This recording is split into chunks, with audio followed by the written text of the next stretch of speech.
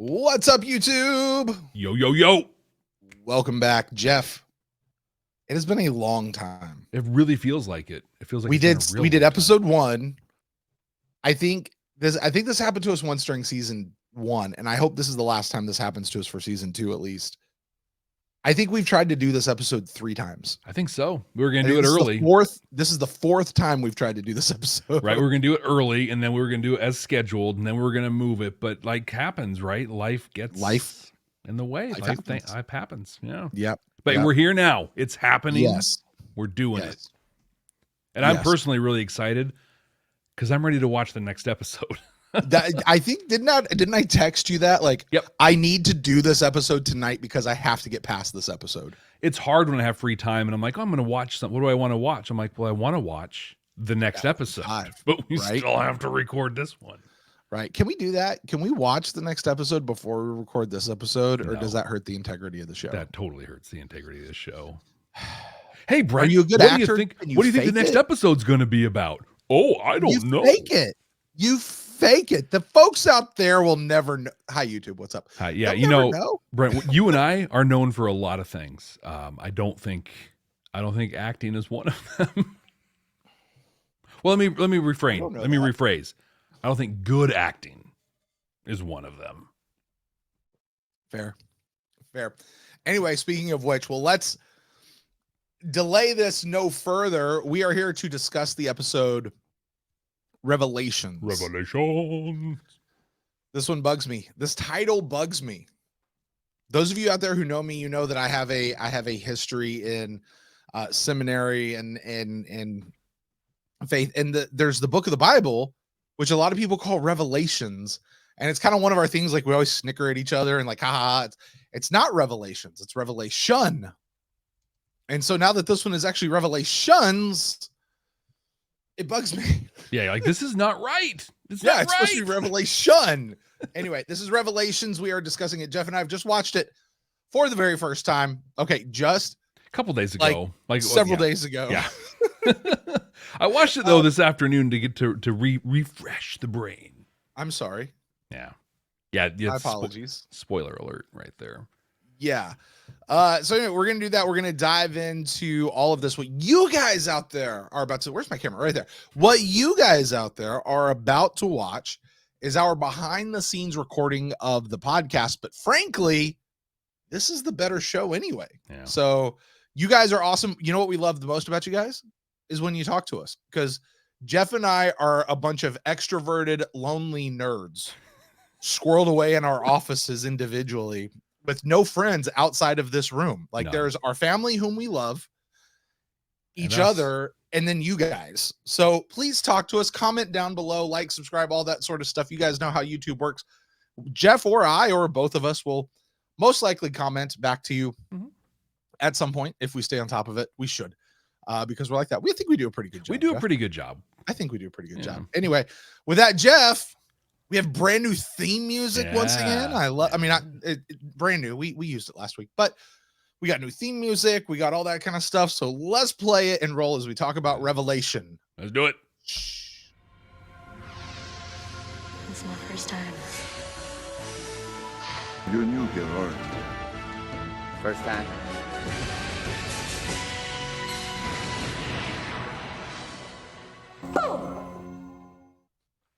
Welcome to Babylon 5 for the first time, not a Star Trek podcast. My name is Jeff Akin, and I'm watching Babylon 5 for the first time. Jeff. Brent. Need to pause. Pause. Do not record this. Well, you can record this, but I'll be sure to cut it out, yeah. I apologize. I just had a revelation, speaking of which. So, all right, little behind the scenes for the folks here at YouTube. Jeff, you remember how you and I were talking about the way we're going to wrap the shows and how we're going to like carry themes and stuff? It would make sense to me that by the end of the show, it transfers from a Star Trek reference to a full-on Babylon 5 reference. Yeah. It graduates, right? And what we should end it with is boom. Just that. That's how you end the show if you go full Babylon 5. Wow. Boom. That is one of many possible futures. Yes. Right. I'm just saying, write it down because we'll forget in like 5 years when we get to that part. But when we Anyway, get there, that's got to be the thing. If I didn't get that out now, that was going to die in the squelters. So creative processes being what they are. YouTube, guess what? We don't edit this video. You guys get the full Monty. Jeff, I apologize. I don't know if you want to play the music again, but you just if we pick could, it up. let's just. I'll just pick it up. Yeah, because I'm recording us on separate tracks, so we're good. And I'm Brent Allen, and I'm also watching Babylon 5 for the first time. Jeff and I are two veteran Star Trek podcasters watching Babylon 5. Well, you guessed it, for the first time. And we're searching for those Star Trek-like messages. We're taking that lens that we have acquired as Star Trek podcasters, and we're applying that to Babylon 5, trying to decide how much we like this series. Does it speak to us, give us hope for the future, all that sort of stuff. And while we're not a Star Trek podcast, we are veteran Star Trek podcasters. So those references are going to show up from time to time. I think we do a pretty good job for the most part and staying focused on Babylon 5. But when they do come up, you're going to hear this sound. And we've limited ourselves to just 3 references apiece. So Brent, use your references wisely. Jeff, let's play a game. We like our games. We do. I'm going to play a game with you right now. This may be the only time we ever play this game. I'm going to set the over-under for Star Trek references at 1. Really? Total or per? For today's episode. For today's episode, 1. I'm setting our over-under 1 each. 1 each Star Trek reference. Are you taking the over? Are you taking the under?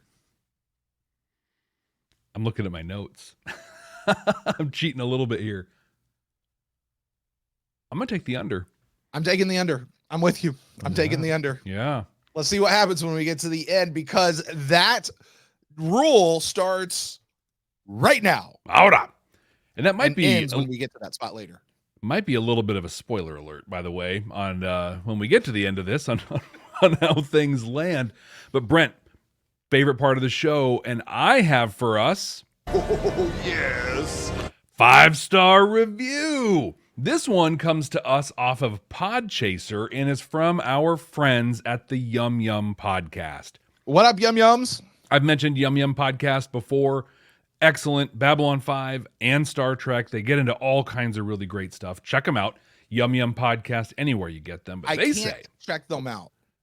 Well, so I'm not allowed to check them out. You can check out their non-Babylon 5 episodes. Ooh, that's a good idea. I should do that. Yeah, and it's well worth it.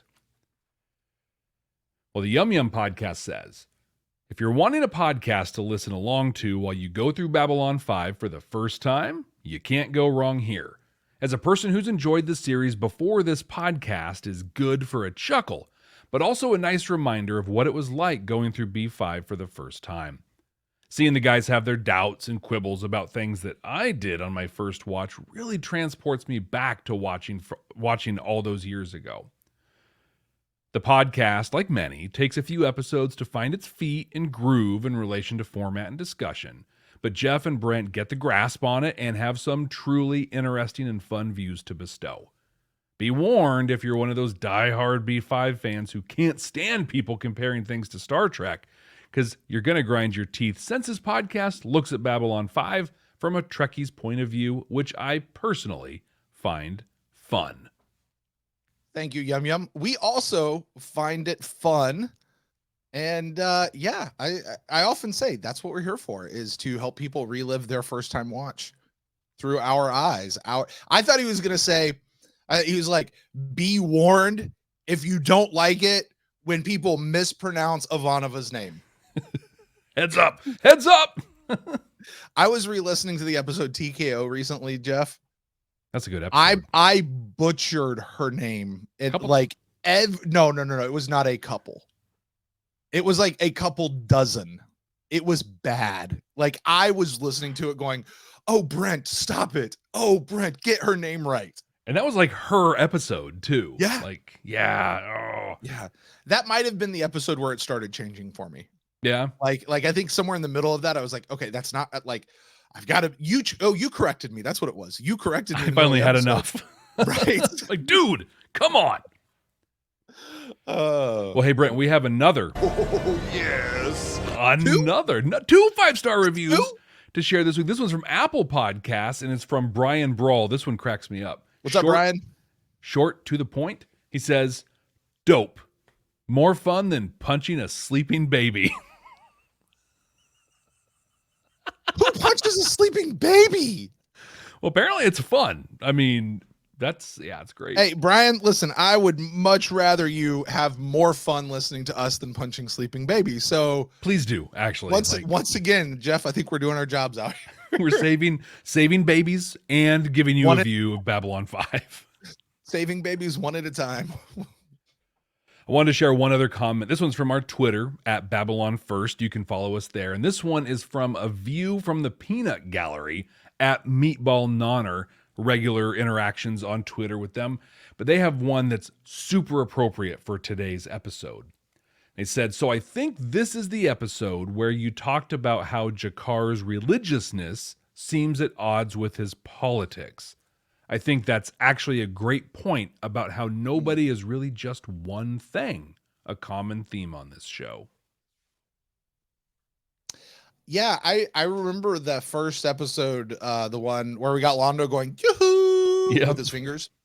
But that was the one where Jakar was doing the whole Jaquan Eth with the flower and all that kind of stuff. The Jaquan thing certainly played its part in this episode, and while I still find it a little jaunting. I'm glad.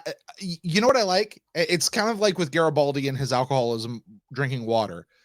As long as they carry it through and actually make it a part of the character's personality, like I'm great with it. Yeah, and I don't mind them inserting something. You know, the writers just thought of something in episode 21 that they wanted to put in. Fine, carry it through. Just don't forget it next week. You know, that's I think when I get been out of shape about it. But yeah, good point. Yeah, and I think appropriate for some conversation we'll have later on about Jakar as he watches his compatriots get blown out of the sky. Well, we'll certainly have time.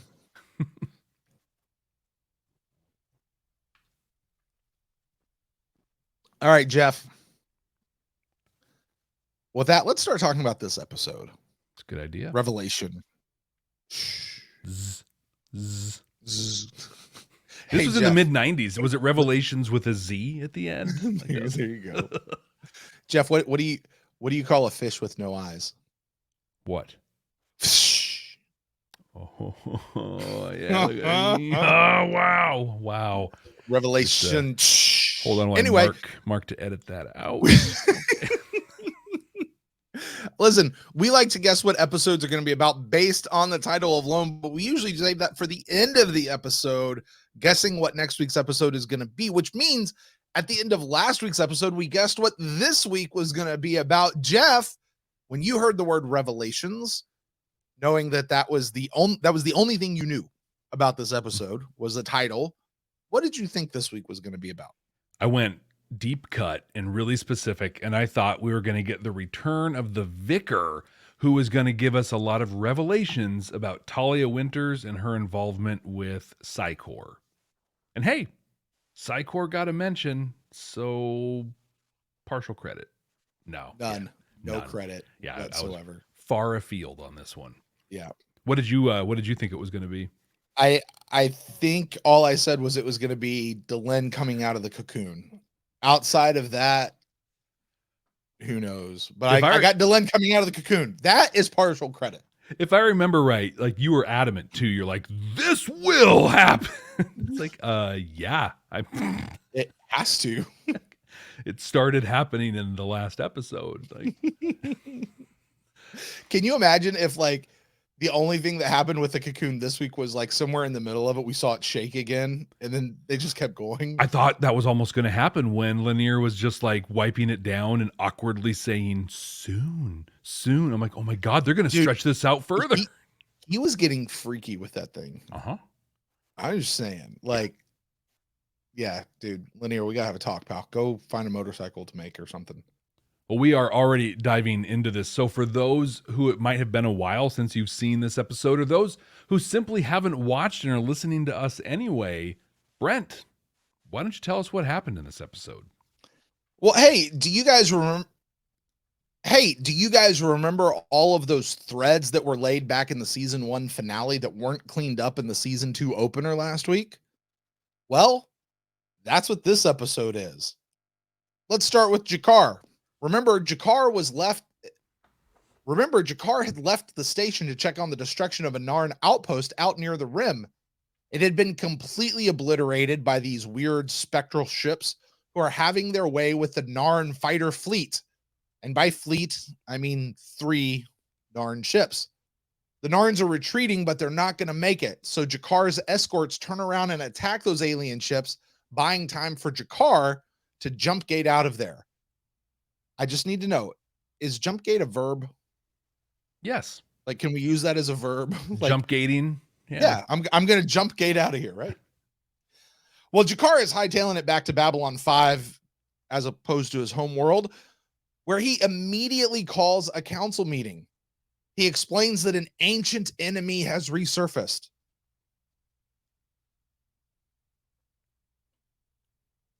An enemy that used to live in those worlds way out on the rim during Jaquan's day. And after 1,000 years, they have resurfaced, and everyone is in mortal danger. Of course, the others aren't so quick to take action on the religious superstitions of one alien race, but they do agree to send a ship to kind of go scan for life out on those worlds out in the rim and see what's what before they make any decisions, which really kind of sucks for those ships because Morden, you remember him, the what do you want guy, has asked Londo to keep him informed of anything that he hears about having to do with the rim. And so Londo immediately scampers off to go tell Morden the latest news. So when those ships show up to scan for life, they're immediately blown out of the sky or space. And Jakar looks at Londo like, yeah, you dirty rat, you dirty rat. But he doesn't have any proof, and that's where we're going to leave their story for today's episode. Meanwhile, while all of that is happening, Sheridan is getting a visit from his sister. Yay, it's time to learn more about the backstory of our new captain. He had a wife, her name was Anna, but she died in a ship explosion thingy, and Sheridan feels personally responsible. Very personally responsible. And then in the next scene, he was still feeling personally responsible. And in the next scene, he was still feeling personally responsible. Okay, you guys get the idea, because it turns out he wasn't really responsible because Anna was going to go on that ship anyway before Sheridan even tried to break off their anniversary date, which is what he thought pushed her onto that ship in the first place. So with this new information, Sheridan seems to finally let himself off the hook. And that's already way too much discussion on this inane plotline. Hey, remember Garibaldi? He got shot in the back by one of his own men, right? Well, he doesn't remember that, but he wakes up, and thanks to Dr. Franklin using that alien device from one of those episodes last season, Garibaldi has to know what happened, so he gets Talia to come and scan his mind, and they discover who it was. They go beat him up. They give him a punch for the chief. They lock him up. That is until the new president, President Clark, personally calls Sheridan to order that the prisoner and all of his files be transferred. And of course, during transit, they all go missing because that's how it goes. And Garibaldi suspects that it's Psycor's work because his dude gave a tip of the hat like Bester did. So anyway, what we know is it's not Home Guard. That's what their seemed to tell us. It's just not Home Guard, but they think it might be Psycor or someone else. Who knows? And that brings us to our final piece of wrap up, Delenn. Now, in the last episode, we saw the cocoon start to break open. And in this one, it fully breaks open because, of course, I was right. I don't know how I do it so well, Jeff. Delenn emerges from the cocoon, but they don't let us see her, of course, because they're trying oh so hard to hide the big reveal for her later on in the episode. But for now, we just see her hand, which is looking very reptilian with scaling all over her body. Eventually, we see her face, and we happen to notice that She's already starting to turn back to normal because the inside of her mouth and the inside of her nose are completely untouched by the scaling. They call Dr. Franklin to come help because they say that he is needed more so than a Minbari doctor. I wonder why that could be. Dr. Franklin discovers that the scales are cracking and peeling all over her body, which, if you've ever had to peel the skin off an old dead sunburn, that just could have been an awesome time right there. Anyway, we later get to see Delenn. She removes her hood in front of the council, and we see that she now has hair. Hair? What's with the hair? And her ears have moved from her neck into a more normal human position, and she has a new facial structure with no funny unibrow bone anymore. But she still has the Minbari head wrap, and her voice is clearly the same, so it's still her. And she says that Justice Sinclair has been invited to Minbar to serve as a human representative there. This transformation that she has undergone is meant to serve as a way for Delenn to be a more acceptable representative of Minbar to Earth, or at least the humans on Babylon 5, because she kind of looks like one of us now. And with that, this episode was finally over. Jeff, what did you think about this episode, Revelations? Well, I think this was an important episode for Sheridan. I think this did a lot in a lot of time to just add a little more depth to him. And we talked about this last week, but even in his first appearance, he had more depth than Sinclair. Now, like, he is such a fully fleshed out person and character. I think the whole thing there was super cliche. And I mean, you could read the writing, like I could almost just see the words coming out as it went through. And it was just like, I mean, it's awesome and it's great. And he did a lot with it, but also, it's like, really, we're just going to do. Okay. Was it cliche in the early 90s? Like, it's cliche now because we've seen it so many times, but was it still cliche in the early 90s? Or was that like new and fresh back then? I don't think it was. I just, that whole, you left because of me, and I messed up. It's my it's every sitcom and every I don't know. But I did like the twist at the end, and I think there's some really cool things that happened through that a little bit. And I personally resonated with like his real beef with the whole thing. You know, that he didn't get to say I love you at the end, and I was like, I feel you there. I get that.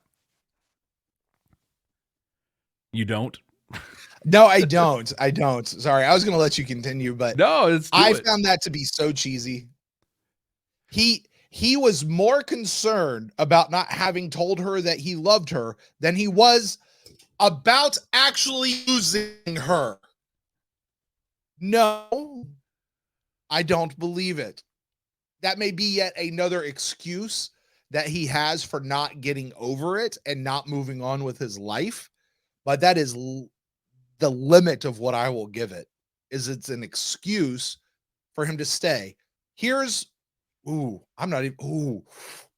Jeff, I said it at 1 and I took the under. You're going to blow it. You're going to blow it right here. Blow it.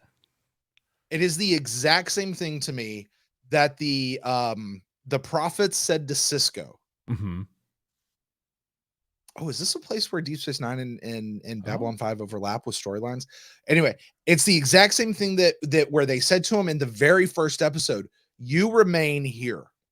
You live here in this moment. You've never gotten past this moment. You got to get past this moment. That's what Sheridan's doing. He's living here in this moment, and he's not getting past it. And that's just part of his excuse for why it's okay that he stays there. And it really ought not to be. Because he really misses it. Okay. So sorry, people. I know everybody out there, Jeff, they all took the over. I said it at 1. Everybody out there who laid money, they took the over. I mean, it's at sportsbookie.com and they all went and put a bet on it. It was smart money. No, so for me, 3 years ago, if I watched this, I would have 100% agreed with you. But in May of 2020, my mom died. And May of 2020, we were deep in the throes of responses to COVID, right? So at that point, zero contact, don't go, anything. My dad had pneumonia and lung cancer, high risk, everything. He actually passed away a few months ago from a relapse in the lung cancer. But she died, and the last time I got to see her was February of 2020. I didn't get to see her between February and May because we were basically told to not go see people. I never got to say goodbye to her. She went. Now, a neat part of that story, and just since it's not necessarily a reference, but it's part of the thing, is the last thing I got to do with my mom was sit and watch Star Trek. We got to watch the Ensigns of Command together. And that's a memory, a thing that we always had growing up. I did my whole life was watch Star Trek with her, but I didn't get to say goodbye to her. Now, when my dad passed away, I was with him. I watched it happen. It was as good as a thing like that could be. And I'm not stuck in that place with my mom. But when Sheridan, they were at dinner, right, and he started saying, you know what we always said to each other? We always said, I love you. I didn't get to do that. That hit me in the face. And I was just like, I feel you. Like, I get that. I'm not stuck there. And I am moving on with my life. And I did mourn and grieve my mom when she passed. But to this day, years later, there's times I'm just like, I really wish I got to say goodbye to her the same way I got to say goodbye to my dad. And so I think, I've talked quite a few times on this podcast about my lived experience helps me appreciate this show so much more. We talked about that with Believers, right?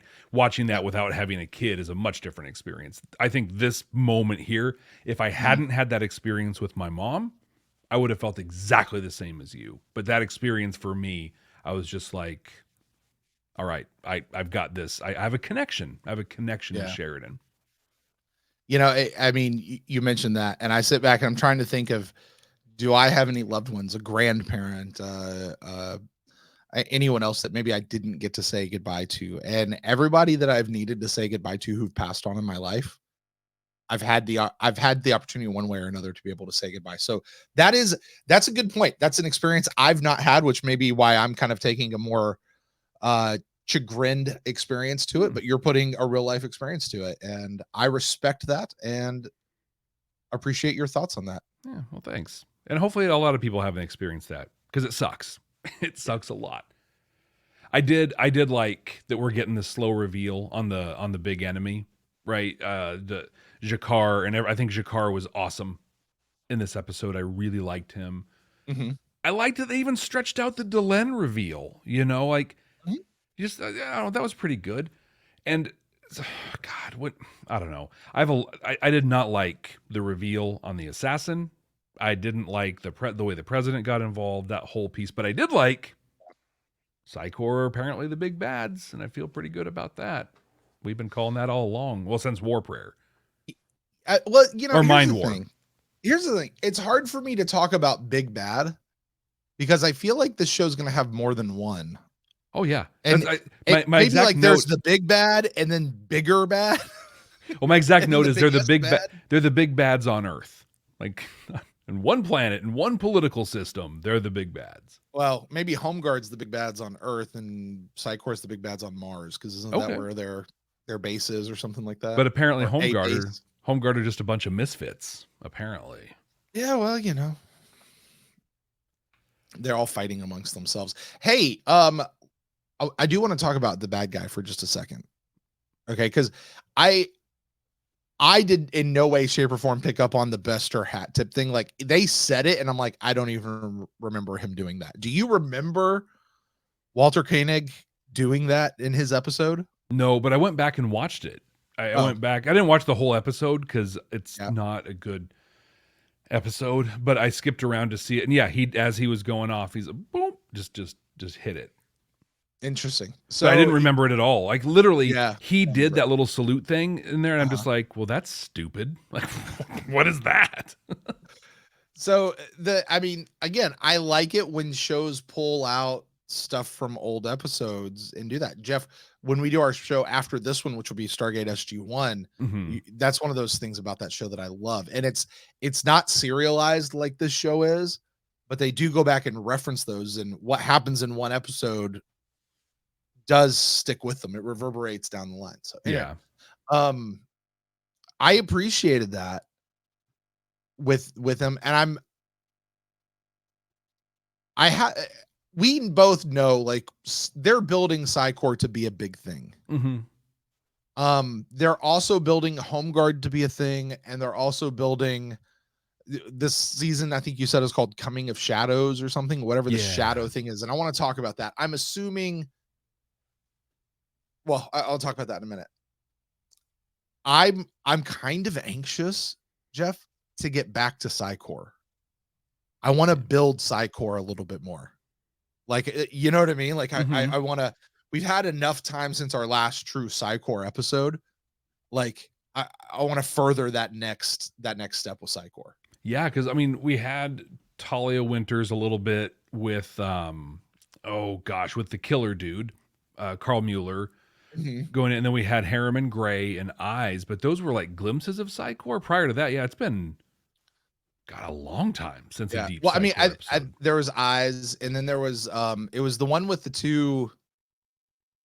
Wasn't it the guys like the two knights or whatever? Wasn't that a Psycor thing? I don't think they were Psycor because they were using just tech to do that. Oh, they might have. Oh, that's right. That's right. I think it was before even that. Like, it's been Mind War. And then a little bit here, like mentions. Yeah. Oh, no. There was that little girl. The little girl who came up with Psi powers. That was towards the end of season 1. That one. I'm ready to build more Psycor. So I hope we get more of that. Home Guard, I'm kind of glad to let them be the misfits, like the little specter that's annoying. It's like the flea, you just sort of flick off your arm every once in a while. But Psycor is going to be a thing, and then whatever the heck's going on with the Vorlon, but then whatever this Coming of Shadows is. Do you want to talk? Can we talk about that just for a second? Let's get into it. Yeah. So, okay, here's where I am on the whole shadows thing, because this is a phrase we keep hearing. And I'm going to put this question to you. I want to know what you think, because I'm kind of 50-50 on it. When they're referring to shadows, are the shadows like a group or like an organization or a religious sect or whatever that apparently Morden is a part of, and these like weird ships and stuff are like it? That's the shadows. Or are when they talk about shadows, is that like a metaphor for the various bad guys? Like the shadows are coming in it, and by that it just means it's the collective of all the bad crap that's about to happen. You know, like Psycor cast a shadow and Home Guard cast a shadow, and whatever that Morden people out on the rim are doing is casting a shadow. What do you think the shadows? Is it one specific thing, or is it kind of the collective of all?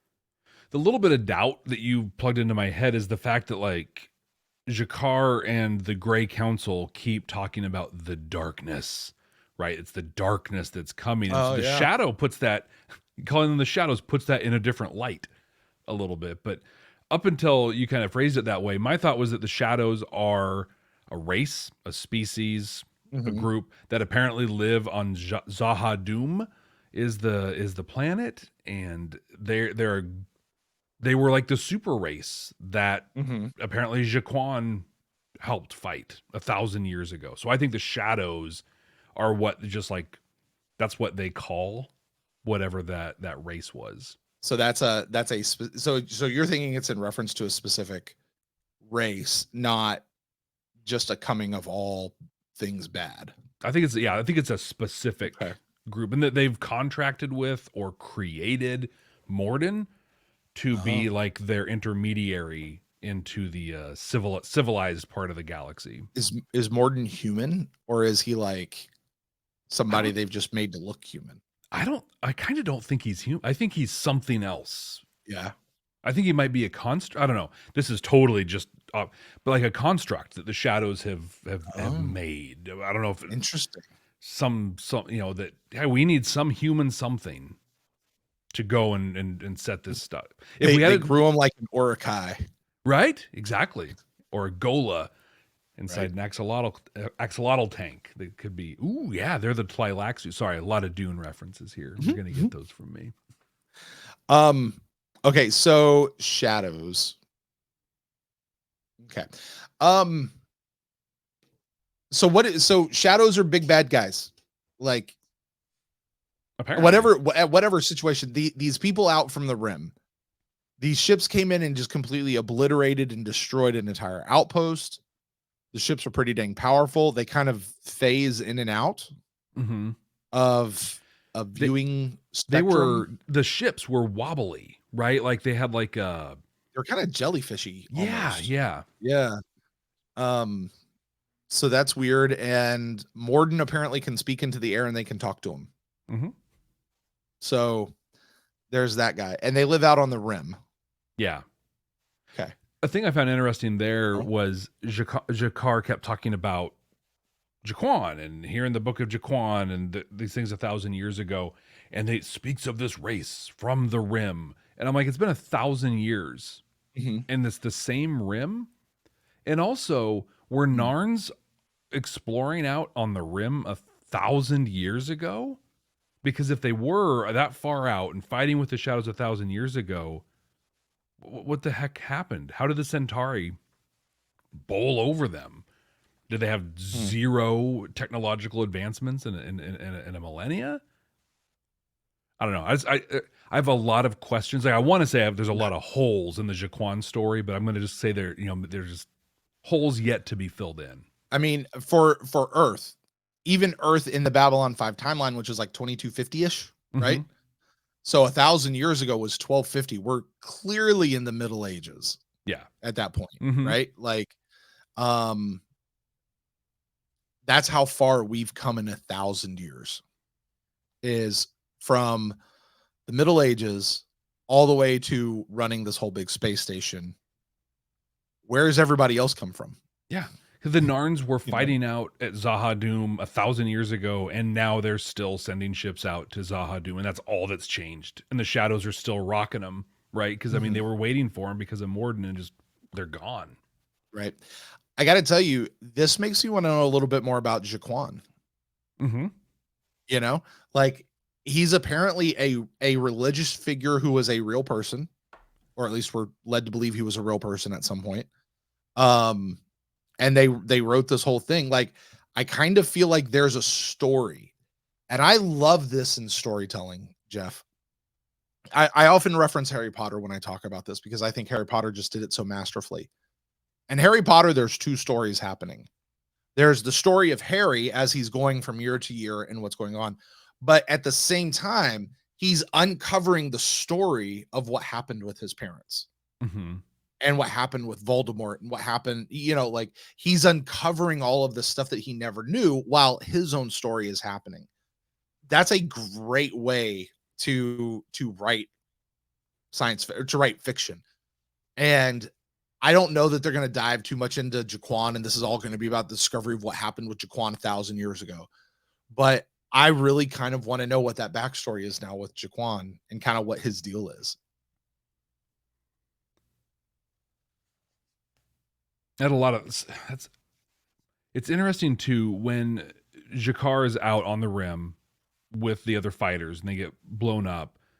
He says a little prayer, right? He's like, may Jaquan bless your name, and be. And it struck me that Jaquan isn't the deity. Jaquan is like a prophet, So he's calling on Jaquan to. So there's a higher Narn deity of some kind, but it's, as you were talking, I'm like, I don't want to do this, but I have to. Jaquan sounds to me like he's the Kalis of the Narn. He's that great military leader that had a philosophy that formed an entire, at least part of society. I'm glad you said it because that's what I was thinking. And I just didn't want to use another reference. Well, hey, everybody who took the over, congratulations. There you go. There you go. There you go. Although we haven't technically gone over, we're still at the we're at the mark. Yeah. But if you took the under, then you lost. Anyway, Jeff, let's talk about Sheridan. Okay. Well, first, but before we get off the Narn, okay, can we really quickly talk about the casting change? What casting change? The new Natoth. This is not a new Natoth. It is a new Natoth. No, it is not. It's a new actor. No, it is not. Yeah. Why is this a new actor? I did not notice that at all. So I don't think you're going to go back and watch this one, but if you do, notice that she doesn't talk. And like when they're at the council meeting and everyone else is talking, she's just quiet until she comes up to somebody. I don't even remember who she talked to, but she sounds weak. She sounds pathetic. She has no edge. She's lost every bit of tough that came with her. I do not like this Natoth at all. I can't believe you weren't off. It was so off-putting to me that I had to go and look at the credits for this episode. Cause I'm like, there's no way she's this terrible all of a sudden. Huh. Whole new actor. I don't know why. I don't know what happened, but I want the old one back. Interesting. Well, maybe this new one's going to get a little bit of the edge. I honestly when she wasn't talking at all, I took that as like Natoth just being so superior to Londo that she wasn't even going to acknowledge him. Yeah. You know what I mean? Like that's the way I took it, but I don't know. I didn't. Why? Yeah. Okay. Yeah. And apparently they didn't. I mean, I'm guessing they just didn't want to throw another aide out of an airlock. So they're like, well, we'll just keep calling her Natoth. But yeah, she came across very different to me, and I did not like her. Well, when you're under full makeup like that, you can just change actors, and it's not a big deal. Yeah. You know, sometimes they even do that with royalty. Right.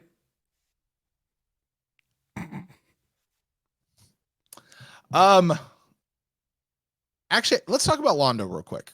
Okay. His will be short and sweet. So the other shoe has now dropped. Morden does stuff for him, and now he says, hey, tell us what's what if you ever hear about anything out on the rim. Not anywhere else. Right. Not keep us informed of it. Just tell us if you hear about anything having to do with what we're doing way out there. Are they aware of us? Like, that's all we need to know. And Londo did it. Mm-hmm. I was a little surprised he did it. Yeah. Well, because that makes Londo like the informant. You know? Yeah, but I also think he knows how the game is played, and if he didn't say something and they found out that he knew, he knows. I think that's the thing too, the facial expressions that the actor Jurassic was putting through. He knows. Like, he knows. He's like, this is wrong. This is dirty. But it's like his last grasp at that greatness within his society, even though he knows he doesn't even really want it anymore. And getting rid of the Narn homeworld entirely. Yeah, in time. Did you catch in that when he was like, yeah, get rid of the Narn homeworld? He's like, oh, in time. But Morden even said, beyond a shadow of a doubt. Because he said something like, hey, no. can we do this thing? Oh, beyond a shadow of a doubt. And I was like, oh, that's good. I missed that one altogether. All right, so there's Londo. Londo's going to be this guy. Because the thing is Londo's got to be one of our good guys, right? Mm-hmm. Like, by the end, Londo's got to be on the right side. But I think Londo right now is Hoggle in Labyrinth, where he is betraying Sarah, but he doesn't want to, and he's gonna. They're gonna find out, right? They're gonna find out, and he's gonna be on the outs. But then it'll be a big, oh, hooray, we've come back. And I think part of what's going to make that happen. Will it be Aslan coming and redeeming him and all that? Yeah, exactly. But I think it's also going to be, we're seeing some of the pavement laid for this now is Jakar, and how when he and Londo were talking, and he's like, look, we're never going to be cool till every single one of you is dead. Like, that's just how this is. Also, pause on that because there's something much bigger than that, and we're going to totally be cool for the next little while. Right. That's paving the road. You definitely see this is how they become friends kind of a thing, Mhm. which I really hope they don't. Like, I hope that it's written in the rules somewhere that Londo and Jakar can never be friends, ever, So because it ruins that part of the show. it's You one of know? the things that I loved about Odo and Quark in Deep Space Nine. How even at the end, when everyone knew like they loved each other and they needed each other and whatever, they were Mhm. still like, stroke off, dude. Right. You know, like they were still Right. to their faces like, nope, I hate you. You're horrible and I will arrest you. And yeah, Mhm. I think that needs to be this. You can be best bros or whatever, but you still need to kind of hate each other. Yeah. Yeah. I'm for that. Okay, let's get into talk about Sheridan. This whole storyline to me. Now, you had an emotional connect with it, so awesome. For me, I was so bored with it. I was bored with this whole episode. I got to be honest. Yeah. The episode as a whole, like you said it at the beginning, this was an important episode. This was an episode that we had to have for story purposes because it's where they reset everybody. But I don't ever need to see this episode again. Like, it's just it's almost mind numbing to me where this is. Like I don't even have I don't even have a comparison for it. That's how inane this episode is to me. This But Sheridan story was 2, maybe 3 scenes total. Was the total story arc, right? Oh, yeah, hey, my sister, I'm so happy to see you. Oh, I have this problem in conflict with my sister and my wife. mhm, Oh, and now I had this realization.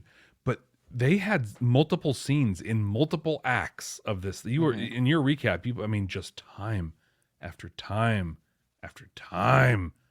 They It's like I beat this get it. He horse. feels guilty. He feels guilty. I got it. All right, here's my question about this whole thing. Remember the scene where Sheridan goes to the med lab and he's like, "Yo, Doc Franklin, hook me up." Uh-huh. Okay. So Sheridan has a death wish, it seems like. Okay. Or he's a little cavalier with himself. You know who else had a death wish or was very, very cavalier with himself? Yeah, Commander Jeffrey Sinclair. Commander Jeffrey Sinclair. And so I'm wondering, you know, we know Sheridan's the new guy and Sinclair's out and storylines being what they are. Did JMS just take some of the stuff that he had planned for Sheridan or for Sinclair and transfer it over to Sheridan? Or did he like, okay, Sinclair's got to be this kind of person and I got to make Sinclair or Sheridan that I got to give him his own reason to be that way Yeah. so that he can do what Sinclair was going to do. Like from a writing standpoint, it takes the teeth out of Sheridan for me. Like I remember when we met Sheridan last week, like I loved how different from Sinclair he was, Agreed. Yeah. you know? And that's nothing against Michael O'Hare. Sinclair just wasn't going in the right direction. It didn't feel like to me. Well, let me paint that scene in a different light maybe for you and see if it makes a difference. As a leader of a massive organization like Babylon 5, you have to understand that you as the leader are you're the least important person there. I mean, he just replaced the last commander and objectively is probably the worst choice to be leading the station. We learned that in Points of Departure. Mhm. Leaders understand that they're there to support the skilled people around them to do the Mhm. things they want to do. I read that scene as him coming in not with a death wish, but with one, you are the only person that has any understanding of this device whatsoever. Two, you're our chief medical officer, and if something happens to you, that will be devastating for this entire station. It is better that you put me at risk, the replaceable commander of this station, than you, the person who has sole knowledge of this and has the expertise you do as a medical professional. I actually saw him flexing leadership muscles in this scene. I would be with you except for one thing. Let us not forget the chief medical guy has already been replaced. So he is very replaceable himself as well. But it took time. It took a chunk of time for that to happen. They went without a CMO for a while. Yeah. Yeah. So what do you think about how this sheds new light on Sheridan and his character, his backstory? Does this affect how you see him at all? What does this do for you in terms of our brand new captain on ship? It tells me that, yeah, station, right? It tells me that he internalizes big failures, right? Or what he perceives to be big failures. And this is a character flaw, right? For someone in that kind of role. I made this decision. I perceived it this way, and now I've gone years blaming myself and doing stuff. I internalized that whole thing. And I don't think that's a good thing for a leader. Is this going to be something you think that we see going forward with him? Or is this a kind of a one-off episode just to sort of get a little bit of a backstory from him and then we move forward with him? So my guess is that this is a one-off to get a little backstory for him. The part of this story I think that will carry through, though, and it's one little tiny line when he's watching the weird like date me video that his wife left for him. Like, you remember the old swap? Yeah, VHS I know tape? exactly what you're talking about. VHSs, man. Hey, real quick before you say that, I just want to remind everybody out there, please don't answer this question. No spoilers. Like, this is Jeff and I forecasting something we don't know. Please don't actually answer it. Just leave it at no spoilers. Because I think this might be a big thing, honestly.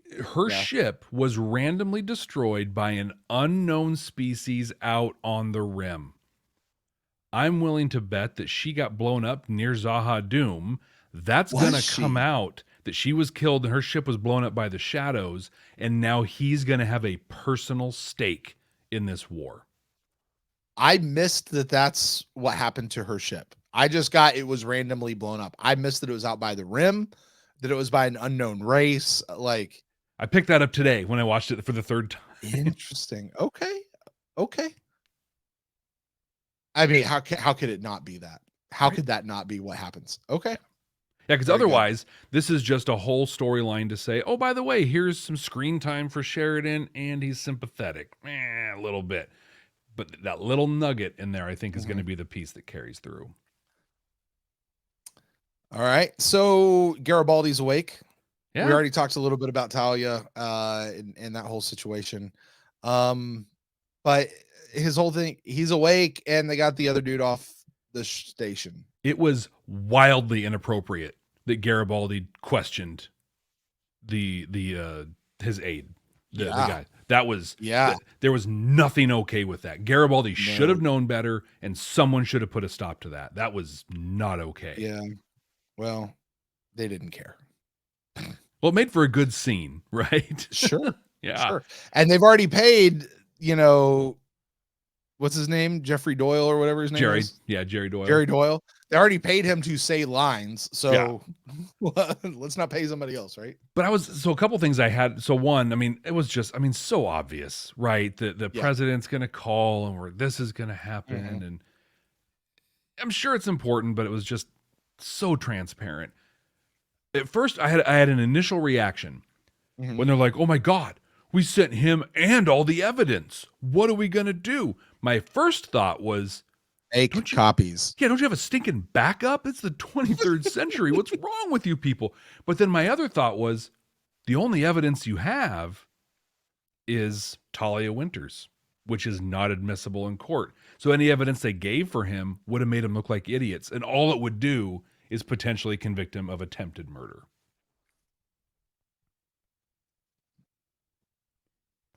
Yeah. But hey, I'm glad Garibaldi's awake. I missed him. Hey, well, again, we got to get our crew back, right? Like Jakar's back on the station, Delenn's out of the cocoon, Garibaldi's awake. Sheridan doesn't feel guilty anymore. They're ready to rock. Over. All right, let's talk about Delenn as we wrap this up then, Jeff. Delenn's got hair. Yeah, there's that. And she looks like a human, sort of. She looks like a human with the head wrap. Sheridan's sister asked the most important question in this whole episode, which was there a change to her genetic structure or anything like that? And Sheridan's like, I don't know. We didn't think to ask. What? Like, yeah. Okay. That's the question that I want to know too. I was very underwhelmed by this. So is the idea that she went into a cocoon and she changed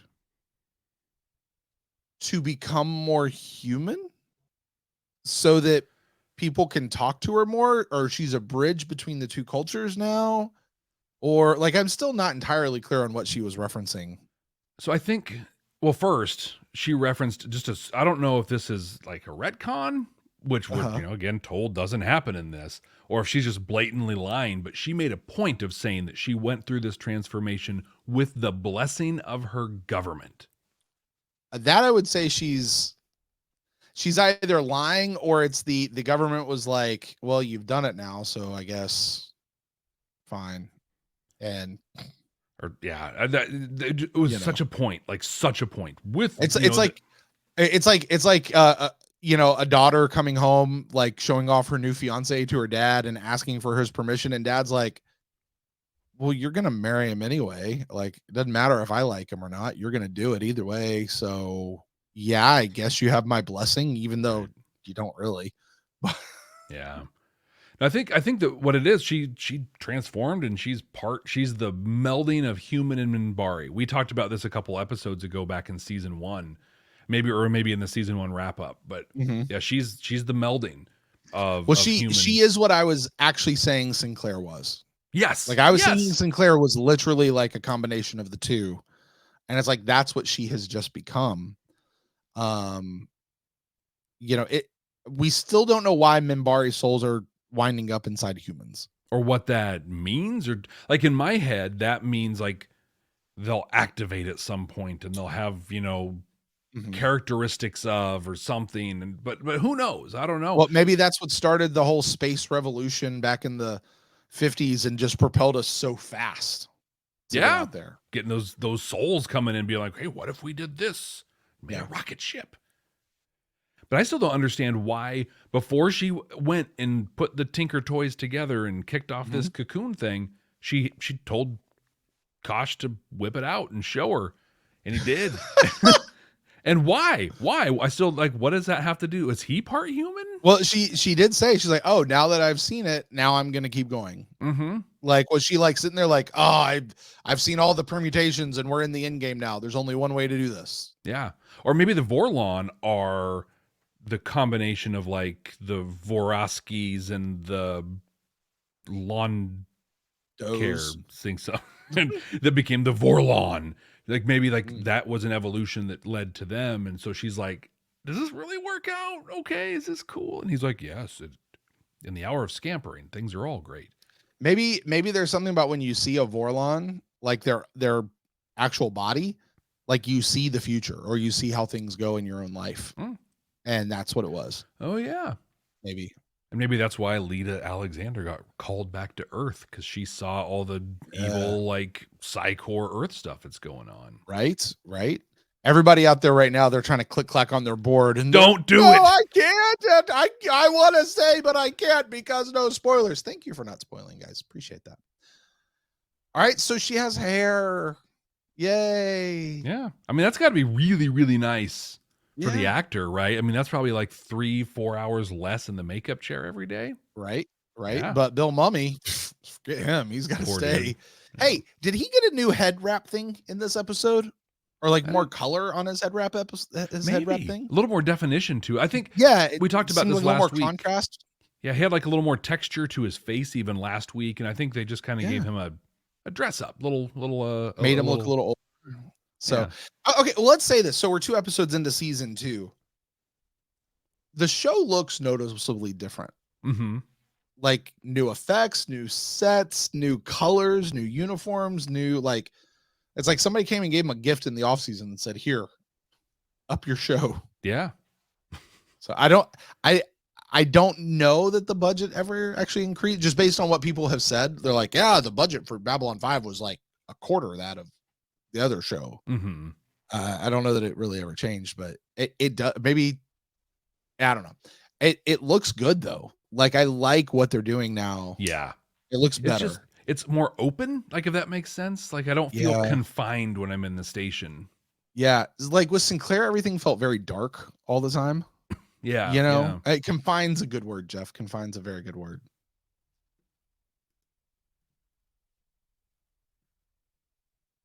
Well, Jeff, unless you have anything else, I think we have reached that part of the show where we boil this all down and see if there's any of that Star Trekky quality to this show. Does it have a deep moral message, or is it holding up a mirror to society, giving us hope for the future, telling us how we ought to live? Is it posing a question and then leaving us to answer it? So we're going to rate this show, and I'm going to do deltas this time. Jeff, I'm going to rate 0 to 5 deltas to say how Star Trek this episode is. But you, Jeff, are going to rate this on 0 to 5 Star Furies of just saying, how much did we enjoy the episode? I don't think we can say how Babylon 5 it is, but how much did you just enjoy the episode? 0 to 5 Star Furies. I got deltas. Would you like to go first? Go ahead. Sure. Yeah. And I want to kind of address a thing. I realized listening back to our episodes, we actually said the Star Furies were going to be what we thought how Babylon 5 a thing was, but we're self-aware. We know what's up. We're just going to do how much we like the episode. There you go. Like I said, like this did some stuff for Sheridan, and like you said in the recap, it primed the pump more for the rest of the season, took the rest of those threads that were laying up. We see more of Delenn. We have a home world for the ancient enemy. G'Kar was pretty great in this one, I thought, but I mean, outside of that, there just wasn't a lot to this episode, and they spent so much time on that Sheridan piece. Also, I thought it was really interesting that when his sister came on board and they showed like the arrival gates that they've really done a lot of dress up in, it looked like a GeoCities webpage. Right? And I don't know if this was on, no, probably because we both watched it on HBO Max, but they had a newscaster in like the upper left he had the, like the TV screen or whatever next to him talking, but it was a green screen behind him. And I'm wondering if they just forgot to like composite something in behind Was it real? him. Oh, I didn't even notice that. Yeah. Oh, I should go look at that. But I mean, it outside of a few little pieces, it was an okay episode. I'm not going to watch this one ever again. I watched it thrice. I'm going to give this one 1.5 Star Furies. It feels like about 1 Star Fury too many for me, Jeff. I was waffling between 1 and 1.5, but maybe 2 Star Furies too many. Wow. Can we go negative Star Furies? Wow. This episode was so meh for me, but it's yours to give. So you gave 1.5. Let's talk Star Trek. Let's do that. All right. Because I don't have any more buzzers now. So here we go. This episode reminded me a lot of that episode in Next Generation where the little kid had his parents die and he started following Data around, trying to be like all emotionless. It was a slog of an episode to get through. There was just so much going on. I fully understand why this episode is important to the run, but like I'm sitting there thinking, like, if this was a Star Trek episode, there would be something about like Delenn and how she has changed and how people now have to accept her. Like Bill Lanier would have, like, there'd be something where he had to get over something to be able to be in a league with her or something of that nature. Garibaldi would have, I don't know, come to a spot where he could maybe forgive the guy for what he did before he got whisked away. Like, there would have been something, and we had nothing. This was just simply, we left a few dangling threads out there. We need to pull them all back in so that we can start next week's episode. And they didn't really seem like move the ball down the court at all. They just went, hey, people are out there, and now we're freaking out. Like, that was really it. And so I give this one no deltas. I can't disagree with that at all. I will also remind people that if we do this for Star Trek episodes, there are several Star Trek episodes that also get 0 deltas. It's not how close to Star Trek is it. It's that message, that lens. Exactly. Well, Jeff, one more thing. Yeah, we got another new thing we do. I like this new thing, although this one's going to be real easy. Starting now in season 2, we are ranking the episodes, just like we did in the season 1 wrap up. This is going to be the absolute 100% completely accurate, definitive ranking of Babylon 5. In this case, Babylon 5 season 2. Jeff, we have 2 episodes. Points of Departure is currently sitting at number 1 because default. Where do you place Revelations on our list now. Sometimes, Brent, there is wisdom in default. Points of departure remains on top with Revelations in the number 2 spot. 100% agree. Well, that's it for Revelations. Next week, we're going to be watching The Geometry of Shadows for the first time. Now, we've never seen these episodes before. We haven't read synopsises. We haven't watched trailers. We haven't looked at pictures. So, Brent, based on the title alone, what do you think The Geometry of Shadows is going to be about? Thank you for saying that name again, because my ADD kicked in just a second ago and I completely blanked on what the name of this episode was. Is this Geometry of Shadows? Geometry. I doubt it's going to have anything to do with math. Geometry is shapes. This is the coming of shadows, right? Or coming of the shadows, whatever it is. The Geometry of Shadows. I mean, I think this one has to be more about the guys out on the rim. If that's what we're saying the shadows are, right? Because you said that, like, you think it's that people group out there. Mm-hmm. So it's that, or again, we're gonna sense the various bad guys, because I still think that shadows might be a metaphor for all of the bad guys that are starting to happen. I don't know. We'll find out, but it could be. It's either it's about the bad guys. Let's just say that. I'm going to say this is a bad guy episode, and maybe it's the how the bad guys are interacting with each other. Like it's their political infrastructure. Like how the Axis Alliance comes together. Yeah, something like that. Oh, okay. That's what I'm going to go with. I think it's going to be a flashback to Mrs. Martin's 9th grade geometry class where Jeff freaks out about proofs and theorems and doesn't know what to do. Which, by the way, I told her back then, I'm never going to use this in real life. I've never used any of that in real life. But no, I want to like have some other really great, profound thought on what this is going to be, but it can't be about anything else. This is going to be a dive into whatever the shadows are and kind of who and just a little more about our big bad for this season. We're going to find out next week right here. Thank you all so much for joining us. If you haven't already, please subscribe wherever you're listening to us or watching us. And if you haven't already, leave us a review. I love sharing your reviews right here on the podcast. You do that, and you're going to hear it right here. So until next time. Hey, Jeff. Hey, peace and long life. This is my first time.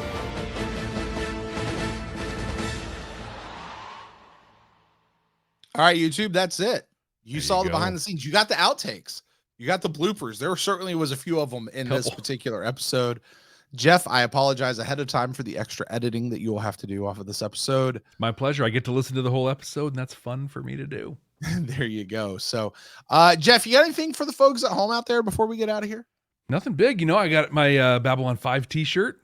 Right? I'm in. I'm in. I've got threads for it now. You're a part of the fan. You're not really gonna, if you're really a part of the fandom, get a new tattoo.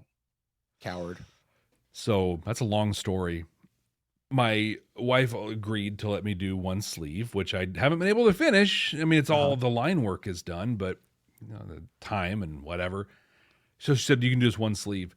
While I was grabbing images for this one, I started another one called Right Arm. So, because I only have a couple on the right arm. So, I'd be lying if I said a Star Fury was not in that folder. Star Fury would be awesome. Such a cool. I was trying to figure, like, do you put like the whole station up and down your, like, just on the inside of your forearm? Right, just a whole. I already got this guy, so it'd have to be. Hey, if you guys are out there still listening to this, where are you? You're right there. If you guys are still out there listening to this and you have a Babylon 5 tattoo, please take a picture and tweet at us. Jeff, the address is at Babylon First. Yeah, or you can email it at Babylon5first@gmail.com. The number 5, the word first.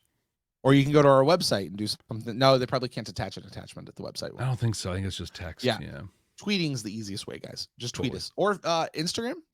Well, you can Instagram either of us. Instagram. Yeah. It's I'd love to see Babylon 5 tattoos. Yeah. That's what I want to see. Oh yeah. It's right down there. There's our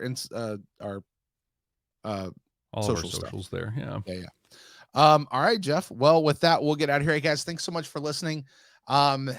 Please like, subscribe, all that sort of stuff. Comment down below, and we'll talk to you guys next time right here on Babylon 5 for the first time. How do I end this thing?